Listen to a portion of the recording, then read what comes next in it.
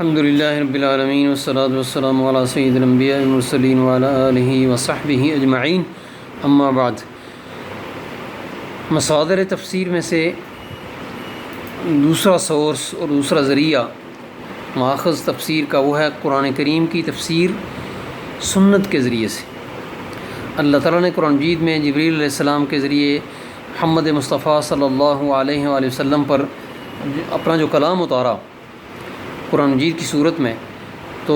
اس کلام کے بیان اور اس کی تفسیر کی ذمہ داری بھی اللہ تعالیٰ نے خود اٹھائی۔ فرمایا فَإِذَا قَرَأْنَاهُ فَاتَّبِعْ قُرْآنَهُ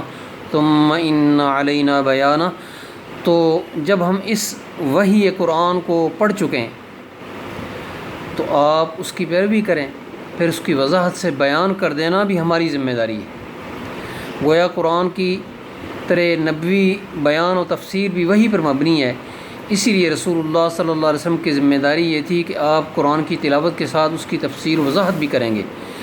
اللہ تعالیٰ کا فرمان ہے وَأَنزَلْنَا إِلَيْكَ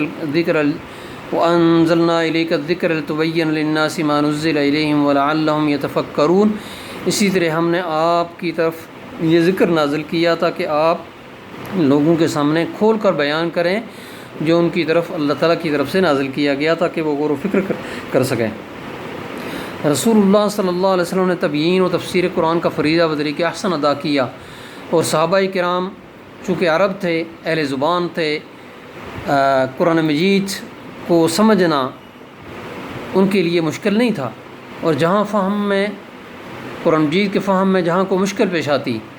تو پوچھ لیتے یا نبی کرم صلی اللہ علیہ وسلم از خود کسی مشکل کلمہ یا الجھن کی وضاحت کر دیتے تھے۔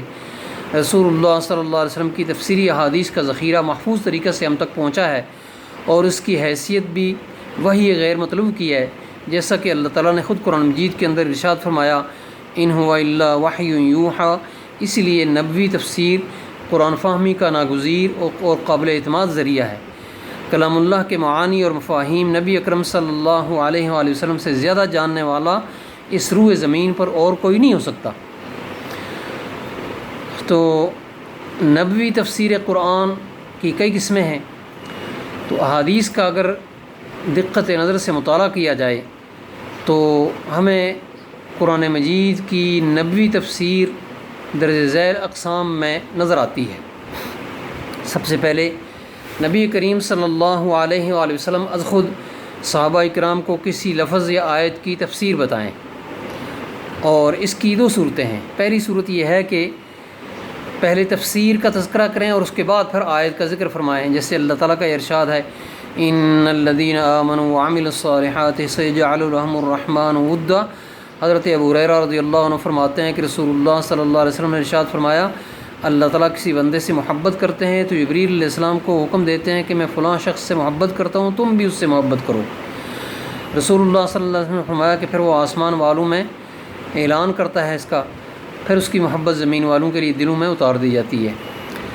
اللہ تعالیٰ کے اس ارشاد کا یہی مطلب ہے ان الذین، اللہ تعالیٰ کے اس ارشاد کا یہی مطلب ہے جو ابو ہریرہ نے بیان کیا۔ ارشاد یہ ہے ان الذین آمنوا وعملوا الصالحات سیجعل لهم الرحمن ودا۔ بے شک جو ایمان لائے اور نیک کام کیے ان قریب رحمان ان کے لیے محبت پیدا کریں گے۔ اور اگر اللہ تعالیٰ کسی سے بغض رکھتے ہیں تو جبریل علیہ السلام سے کہہ دیتے ہیں کہ میں فلاں سے بغض رکھتا ہوں، وہ آسمانوں میں اعلان کر دیتے ہیں، اور پھر روئے زمین کے والوں کے دلوں میں بھی اس سے بغض پیدا کر دیا جاتا ہے۔ یہ پہلی صورت ہے کہ پہلے نبی اکرم صلی اللہ علیہ وآلہ وسلم تفسیر ذکر کریں اور اس کے بعد آیت کا تذکرہ کریں، یا یہ ہے کہ قرآن مجید کی آیت کا تذکرہ پہلے کریں، تفسیر بعد میں بیان کریں، جیسے اللہ تعالیٰ کا ارشاد وَأَعِدُّوا لَهُم مَّا اسْتَطَعْتُم مِّن قُوَّةٍ وَمِن رِّبَاطِ الْخَيْلِ تُرْهِبُونَ بِهِ عَدُوَّ اللَّهِ وَعَدُوَّكُمْ وَآخَرِينَ مِن دُونِهِمْ لَا تَعْلَمُونَهُمْ اللَّهُ يَعْلَمُهُمْ۔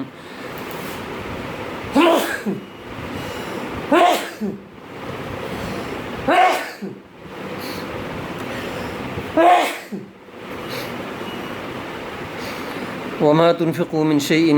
فِي سَبِيلِ اللَّهِ يُوفَّ إِلَيْكُمْ وَأَنْتُمْ لَا تُظْلَمُونَ۔ تم لوگ جہاں تک تمہارا بس چلے زیادہ سے زیادہ طاقت اور تیار بندے رہنے والے گھوڑے ان کے مقابلے کے لیے مہیا رکھو، تاکہ اس کے ذریعے سے اللہ کے اپنے دشمنوں کو، اللہ کے اور اپنے دشمنوں کو اور ان دوسرے اعداء کو خوفزدہ کرو جنہیں تم نہیں جانتے۔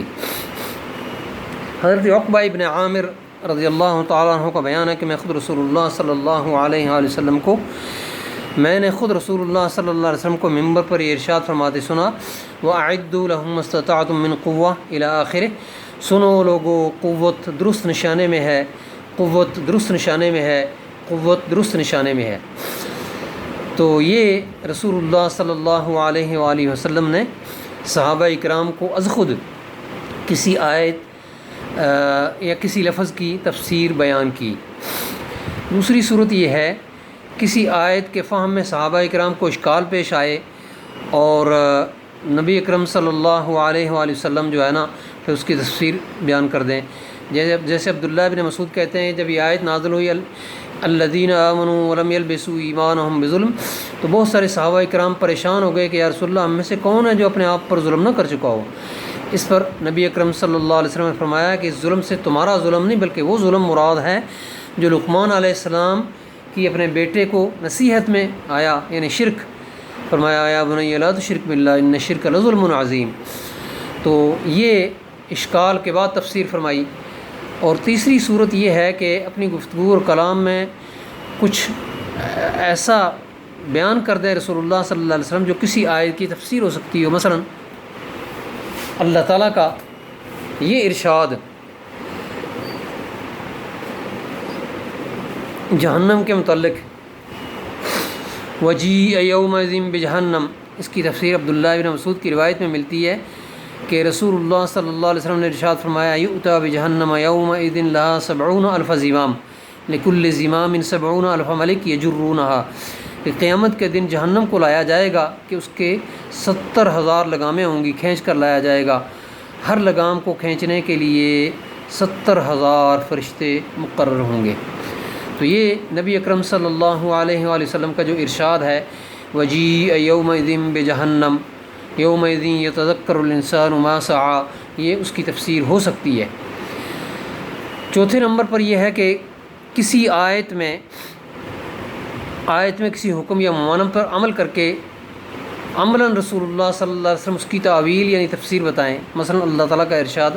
فسبح بحمد ربک واستغفرہ، اس کی تفسیر ام المؤمنین عائشہ رضی اللہ تعالیٰ عنہا کے اس ارشاد میں ملتی ہے کہ اس سورہ کے نزول کے بعد رسول اللہ صلی اللہ علیہ وسلم نے جب بھی نماز ادا کی تو اس کے رکوع اور سجود میں اکثر یہ دعا ضرور کرتے، سبحانک اللہم ربنا وبحمدک اللہم اغفر لی یتأول القرآن، یعنی رسول اللہ صلی اللہ علیہ وسلم سجدے اور رکوع میں تسبیح بیان کر کے قرآن مجید پر عمل کر کے اس کی عملی تعویل اور عملی تفسیر بیان کرتے۔ اللہ تعالیٰ رسول اللہ صلی اللہ علیہ وسلم کے